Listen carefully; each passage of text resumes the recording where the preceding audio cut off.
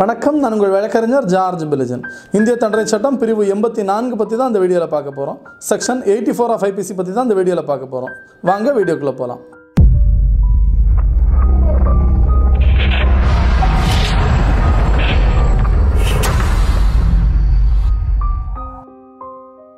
Section 84 of IPCயில் என்ன சொல்கிறாங்கன்னா, புத்தி சுவாதீனம் இல்லாத ஒரு நபர் செய்யக்கூடிய ஒரு குற்றச்செயலாகாது. அதாவது சட்டத்திற்கு மாறான ஒரு செயலாகவே இருந்தால் கூட புத்தி சுவாதீனம் இல்லாத ஒரு நபர் செய்யக்கூடிய நேரத்தில் அந்த குற்றச்செயலாகாது அப்படிங்கிறதான் இந்த செக்ஷனில் சொல்லியிருக்காங்க.